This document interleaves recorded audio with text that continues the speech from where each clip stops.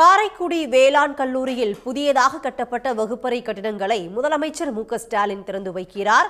இது தொடர்பான தகவலை தர காத்திருக்கிறார் செய்தியாளர் கணேசனிடம் தொடர்ந்து பேசலாம். அதற்கு முன்னதாக அதன் காட்சிகளை தற்பொழுது பார்க்கலாம்.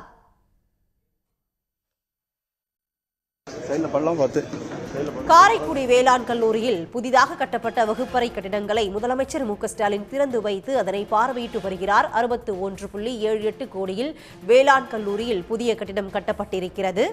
250 பேர் அமரும் வகையில் அங்கு 4 வகுப்பறை கட்டிடங்களும் கட்டப்பட்டிருக்கிறது. தொடர்ந்து செய்தியாளர் கணேசனிடம் கேட்கலாம். கணேசன், கூடுதல் விவரங்கள் என்ன?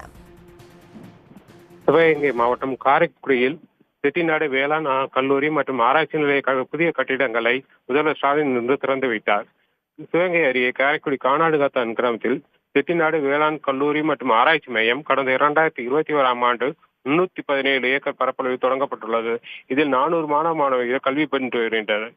இக்கல்லூரி வளாகத்தில் 400 மாணவி அமர்வு வகையில் 4 கட்டிடங்கள், 14 ஆராய்ச்சி மையங்கள் மற்றும் 1000 பேர் அமரக்கூடிய அளவில் மிகப்பெரிய அரங்கம் உள்ளிட்டவை கட்டப்பட்டுள்ளன.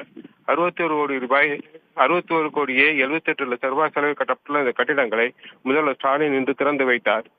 முதல்வர் ஸ்டாலினுடன் அமைச்சர்கள் கே.எஸ். ராமச்சந்திரன் மற்றும் முன்னாள் மத்திய அமைச்சர் ப. சிதம்பரம், சிவகங்கை தொகுதி எம்பி கார்த்திக் உள்ளிட்டோர் பங்கேற்றுள்ளனர். இந்த புதிய ஆராய்ச்சி மையம் காரணமாக சிவகங்கை மாவட்டம் மற்றும் ராமநாதபுரம் மாவட்டத்தில் உள்ள விவசாயிகளுக்கு மிகவும் பயனுள்ளதாக அமையும் என எதிர்பார்க்கப்படுகிறது.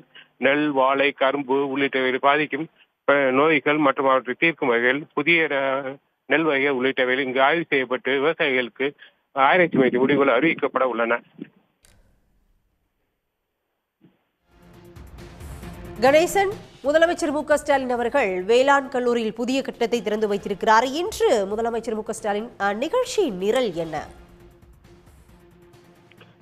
இந்த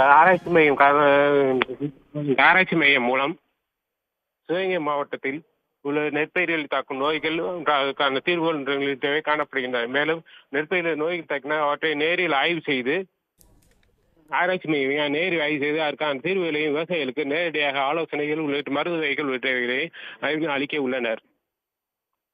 கணேசன், தற்போதைய விவரங்களுக்கு நன்றி.